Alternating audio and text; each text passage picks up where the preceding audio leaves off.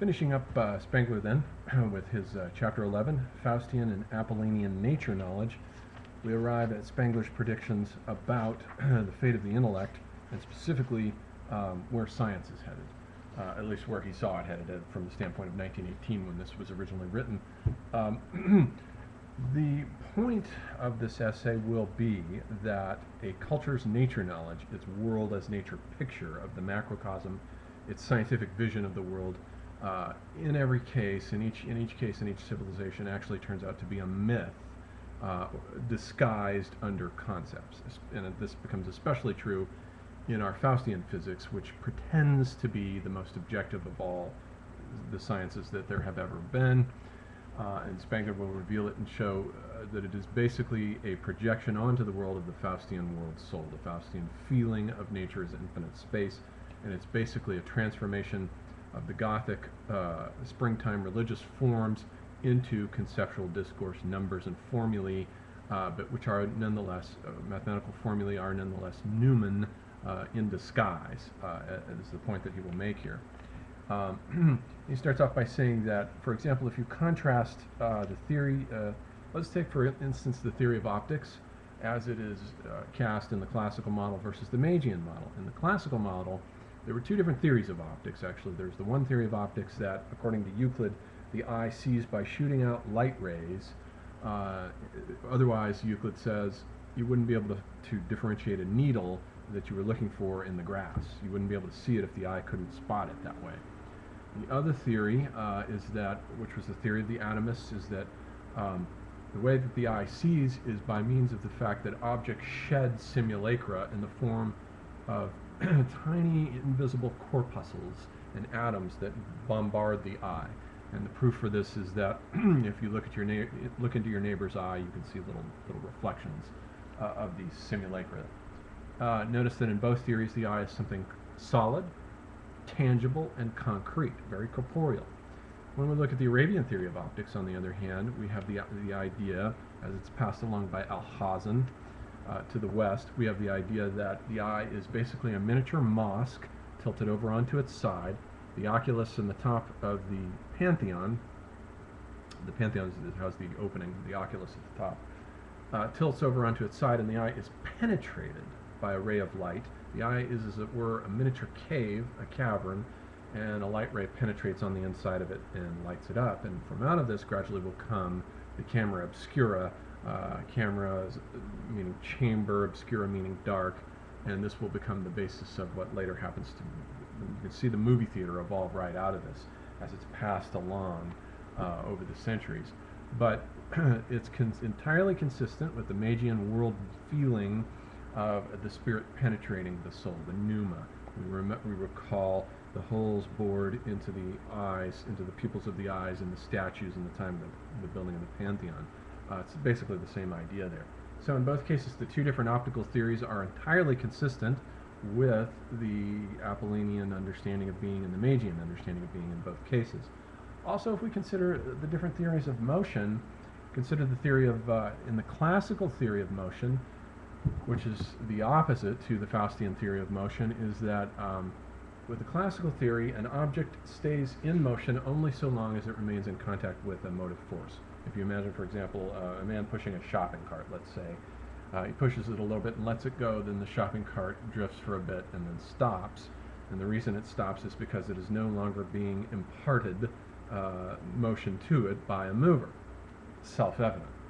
Well, in the Faustian theory, this is all turned upside down by the a priori assumption that the object is already in motion and will stay in motion forever, unless its motion is impeded by friction or air resistance or some kind of external force that gradually dissipates its motion. And this basically becomes Newton's first law of motion, that an object will stay in its state of motion or rest, but the emphasis is decisively on motion, forever, unless it is acted upon by an external force. This is also Buridan's theory of God in the beginning.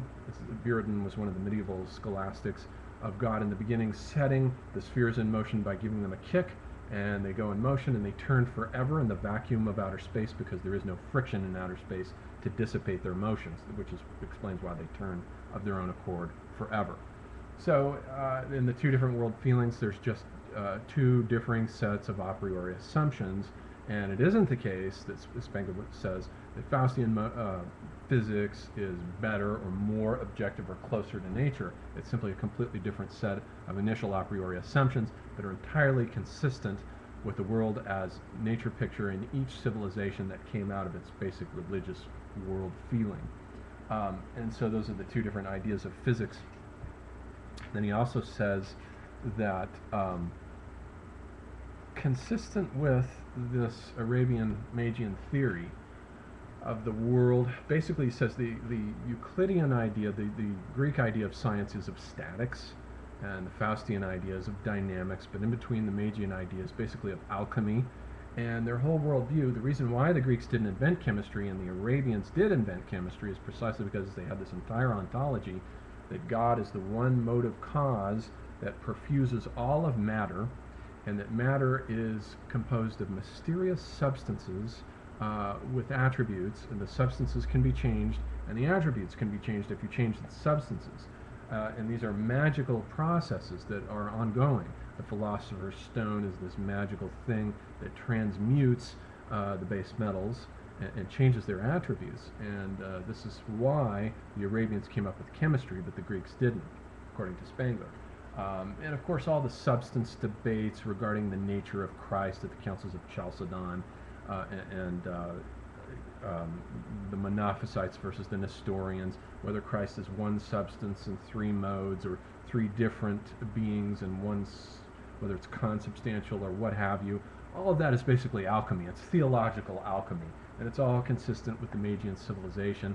The idea of the transubstantiation of the bread and the wine, the idea that the bread and the wine, the substance is changed by the magic of the priest performing the rite, uttering the liturgy which causes the spirit to descend down into the wafer and the wine and to change their substance into the actual, literally into the actual body and blood of Christ, even though the attributes remain the same to the physical senses, is again another version of this alchemical idea that has been bequeathed to the West by the Magian Arabian civilization. So the different sciences are consistent from the beginning with their religious world pictures in each one of these differing civilizations. Then he talks about how every atomic theory is also a myth, not an experience. He says if you compare the theory of atoms, the Greek theory of atoms versus the Faustian theory of atoms, what you'll see there is two different pictures that are as different from each other as the two different theories of tragedy were. We saw that in the Greek theory of tragedy, the tragic protagonist suffers a fate that is inflicted upon him, whereas the tragic protagonist of Shakespeare, his tragedy results from his character and the aggressive interaction of that character with a particular set of limiting or inhibiting circumstances that trip him up. That fundamental difference is reflected as well in the atomic theories.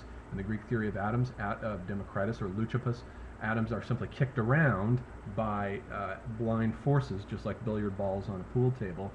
They are passive. They're victims of this fate, whereas our modern scientific theory of atoms, as elucidated by Rutherford and Niels Bohr, are these aggressive units of quanta, these quanta of energy that aggressively interact in space and do all these aggressive things. Eventually they'll lead, of course, to the atom bomb. Just like our tragic protagonists, these aggressive centers of force, also like Leibniz's monads, these aggressive centers of force that act upon the world in a Faustian way, exerting its will upon it. So the basic dichotomy in each of these three sciences then turns out to be in the classical civilization, form and matter, statics as the science there. In the Arabian civilization, it's substance and attribute, and in the Faustian civilization, it's force and mass. The differing mathematics are Euclidean geometry, algebra, and the infinitesimal calculus.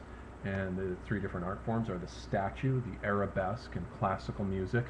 They're all inwardly, internally consistent, Spengler argues, and I think he makes a pretty good case for this. So the nature picture is basically a transformation into conceptual discourse of the myths, the basic myths. If you walk into a Gothic cathedral, the image that you see there, there's something very very much about it, the basic Gothic tension of force moving the mass, which is the basis of our atomic theory as well as our scientific world picture, as well as our theory of God as this lonely force acting upon nature from afar. You see inside the Gothic cathedral the walls rising. It looks very much like a forest, as though you were inside of a Germanic forest with the trees rising up.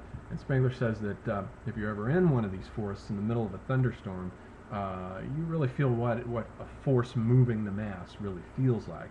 And so it is perhaps the case that our physics, this sense of force moving the mass, comes out of this experience of the landscape. He says that by contrast in the Greek world, the cypress tree and the pine tree don't conduce to this kind of gigantism, this kind of dematerialization, the twilight gloom of these Nordic Gothic forests.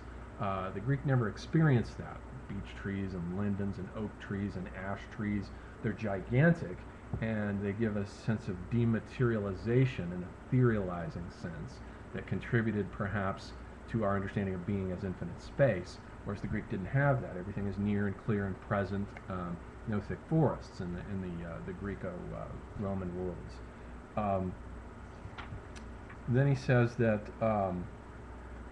the rise in the 19th century, we begin to see, especially in the theory of thermodynamics. With thermodynamics, and particularly the first law of thermodynamics is the law of the conservation of energy, as articulated by J.B. Meyer, and it's consistent with the Newtonian worldview. Energy is conserved, mass is conserved, and so forth. But he says that with the postulation of the second law of thermodynamics, entropy, we begin to get something new and weird and unusual moving into the world as nature picture, because with entropy, forces are, time is something that is irreversible. The times arrow is introduced for the first time into physics, which theoretically up to that point had been, all processes had been theoretically reversible. But with entropy, they are no longer so. And with entropy, and this idea that it generated of the universe ending as the result of a gigantic universal heat death, we can see the early original Germanic myth of Ragnarok beginning to resurface through these 19th century theories.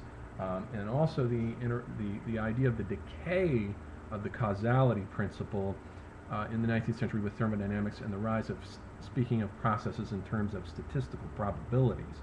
Probabilities are an element that has crept in from the world of destiny into the realm of causality where it doesn't belong. The sharp opposition that he had maintained between the world as nature and the world as history, between causality and destiny, are now beginning to entropically merge and combine and intersect because the world as nature picture is beginning to break down and disintegrate. In the sciences, just as in the arts and in every other aspect of the civilization, this principle of disintegration is beginning to become evident. He says something Goethean is beginning to creep into our world as nature picture now. These new mysterious properties, radioactivity, where uranium-237 is this element that spontaneously breaks down, the half-life of elements.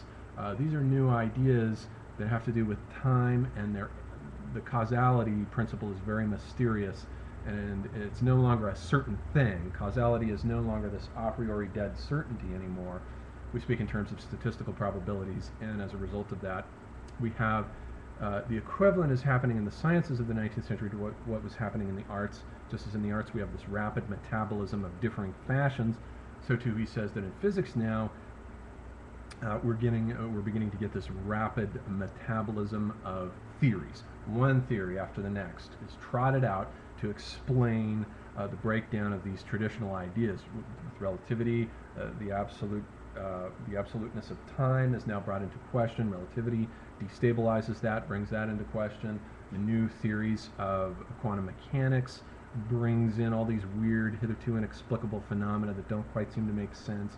And so this constant cycling of theories and hypotheses are constantly being trotted out to make sense out of a crumbling nature picture. You could feel the whole thing disintegrating into all of these different weird things that no longer fit together in the way they did in the time of Newton as a seamless, beautiful picture of fluxions and forces and masses and universal gravitation. Gravitation itself is brought into question with general relativity. Newton's theory of gravitation is now relativized, it's provincialized, just like the old culture capitals just like Athens is provincialized by Alexandria. So too, these older theories become provincialized, they're brought into question, and the self-evident inward certainty of science now begins to become questioned for the first time.